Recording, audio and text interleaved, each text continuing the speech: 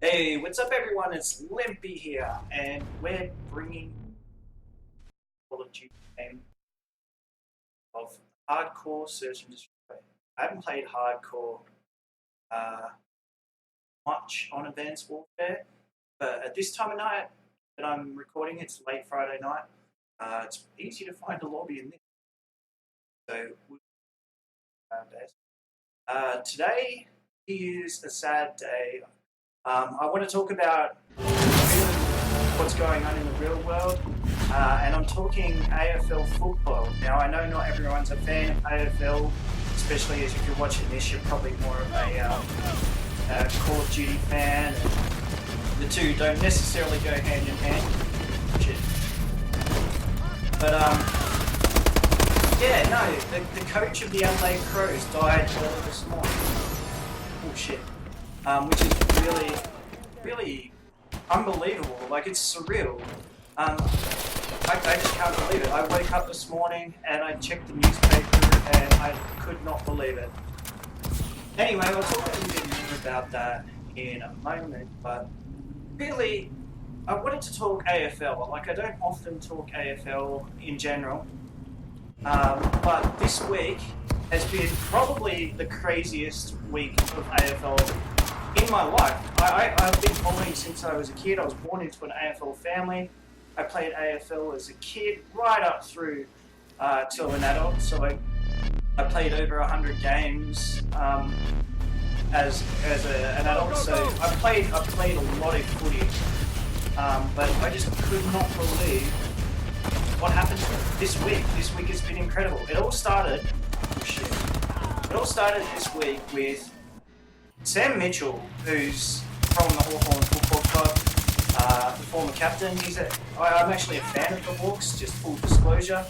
So I'm a big fan of his. On the weekend, he did a little signal, a hand symbol saying that Essendon were injecting needles towards the Essendon players, which was, I thought, quite hilarious. In fact, I thought it was absolutely hilarious. Now, apologies if you're an Essendon fan, but it's quite funny. And can I see that guy? Yeah, like just having a bit of a dig at them. I mean, footy's a passionate game. These things are gonna happen. And let's not forget that the Essendon coach at the moment was James Hird. And when James Hird was playing, he did something very similar to the Brisbane Lion players about their program back in the early 2000s. So if you're an Essendon player getting upset at this, just remember, look at your own coach. Your own coach was doing the same things back in the day. Yeah, so it started off, that was the big talking point this week. And then, fuck, that was a bad shot. Then there was more scandals that hit straight away. We saw there were reports of the. Should have written this down. Being distracted. There were reports of the Gold Coast Sun players doing drugs, and there was a picture of their superstar young player Harley Bennell snorting cocaine. Obviously, drugs are a huge topic at the moment in the AFL, and to be caught snorting cocaine when Carmichael Hunt from the NRL was arrested, wow. So he's off. He's not playing this week due to well-being. I'm guessing he's probably looking at some criminal charges, perhaps. I mean, he had a rolled up like $20 note or something, $50 note, with lines of cocaine in front of him. So it's not a good look. So that was a huge scandal. And after that, we then had the next big scandal here. It's never ending. Well, it's not so much a scandal, but Jared Roughhead, again from the Hawks, my team, is diagnosed with melanoma, with a cancerous lip. So all of a sudden, he's out of the team, and that's another big news story. Already the AFL is going crazy with all the news. And we're thinking, oh, what more could there possibly be? And then we find out this morning that I wake up. I check the newspaper. Okay, I check the online newspaper, and it says Adelaide coach's son has been arrested, charged with murder. And I was just like, holy crap! Phil Walsh's son's been charged with murder? I just couldn't believe it. So I was like, oh. So I clicked the article, and then it said, yeah, he's been charged with murdering Phil Walsh, the captain of the Adelaide Football Club. And I was shocked. I was just dumbfounded. Phil Walsh was allegedly murdered by his own son. So apparently, and we don't know all the facts, but this is what's getting reported. Apparently, his son, who normally lives with him, comes home at 2 a.m. in the morning. There's an argument that breaks out, and his son stabs his dad multiple times and his mum in the leg as well. His mum goes to hospital, but his dad unfortunately passed away. And then flees the scene. Someone in the house, which we believe to be the mum,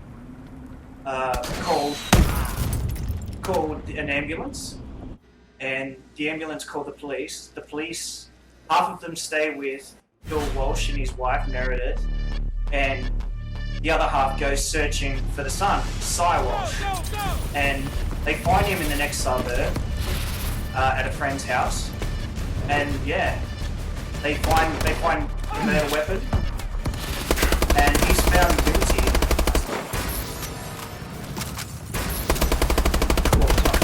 He's charged.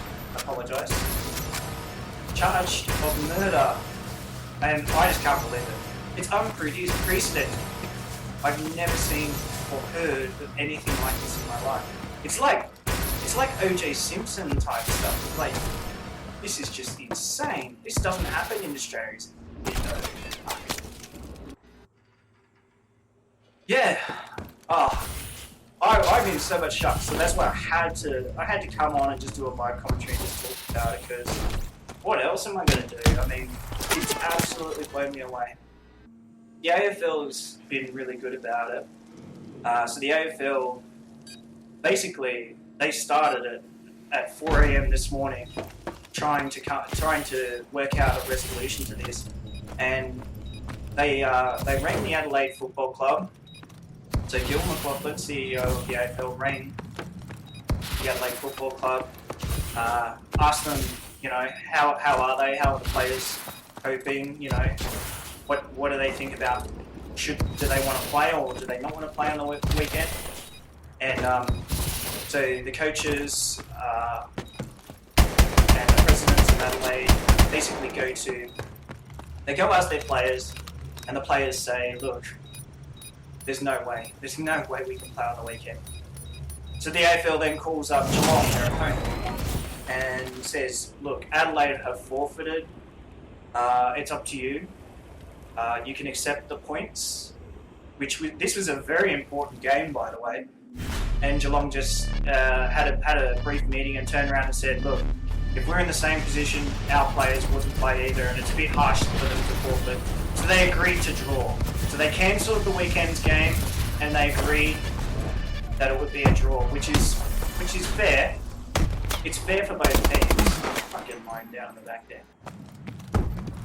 Which is fair for both teams, I guess. But wow, this is a huge match. Like, Geelong's currently sitting in 10th, just outside the 8th, and Adelaide's in 7th, just inside the 8th. So, this could mean the difference between who makes and who doesn't make the finals. So that was very, very gracious of Geelong. Absolutely very gracious. But at the end of the day, none of it matters a lot. I mean, it's stuff like this that reminds you just how important family is. I mean, he just saw that guy. The guy's like, oh well. Looks like he's gonna die.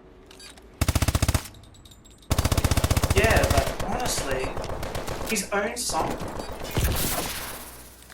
I mean, I rang my dad tonight because, that father-son connection it's so special. It's one of the important things in life, and footy's what often brings you together. But in this instance, there was seriously something wrong between father and son. There was an interview that the journalist Mark Robinson did with Phil Walsh, probably, it was in April, so a couple months ago, where he spoke about how Phil Walsh spoke about how he had this disconnect with his son. And a lot of it was because he wasn't around, because he was, doing too much footy. Dedicated so much to footy. I mean, this guy, it was his life. He spent 32 years at 7 different clubs, playing AFL and coaching AFL and being a fitness coach. He dedicated his whole life to it. He touched so many people. So he was actually a father figure of more than just his son's side, but also, all the players that he mentored along the way. And this guy, he was a superstar footballer back in his day. In his first season, he was touted as the next big thing. He was drafted to Collingwood, and he played every game in his first year, 22 games in his first year, and they just thought he was the best thing. And then he left the club really controversially for money. Well, I heard it was for money, and I guess that's the case. So just a crazy thought that at 55 you could die, be murdered, no less, by your own son. And this weekend will be the first time ever that an AFL match has been cancelled and not replayed. Ever. In the whole AFL and VFL. Over 100 years, we've never had anything like this before. What is this thing? So, it's, as the Adelaide R.I.P said, it's unprecedented. What do you do? What do you do in this sort of scenario? I mean, all I can say is, life's bigger than footy, but enjoy your footy. I mean, the other, the two people I feel the sorriest for, I mean, we got to accept that this has impacted the whole community, the fans, the players, the staff, right across the AFL and beyond. But the two people I feel the most sorry for is Phil Walsh's wife and Phil Walsh's daughter. So Phil Walsh's wife would obviously be distraught. She was involved in it. She's watched her husband die. She was stabbed. She's in hospital now. It's not life-threatening, but I mean, she's just lost not only a husband but a son from this as well. And his daughter was overseas at the time, so over in the US. I believe she's studying over there. She's 22 years old, and then to get the phone call to say your dad has been murdered by your brother. I mean, can you believe that? So now she's on a flight from the United States to come over here for a month. But I mean, it's just tragic beyond belief. So I mean, I've never been a fan of Adelaide or Geelong, but right now my heart's with them. Footy's not so important, but I'm really hoping that we can all put it behind us and move on, because life has to go on. Unfortunately, we've got to deal with tragedy sometimes, and I don't know what else to say. I just had to get something off my chest because this touched me a little bit. I just can't believe it. And I mean, I'll continue to play some CoD and try and wrap my head around what's happened, but good luck to everyone. Make sure you call your mum, call your dad, and let them know how much you love them. This has been Limpy. I hope you enjoy the rest of your days, and let's nothing like this happen to you, hopefully. Hopefully nothing happens to anyone else. Hopefully this is just a one-off that we'll never see again. Thanks guys. Out.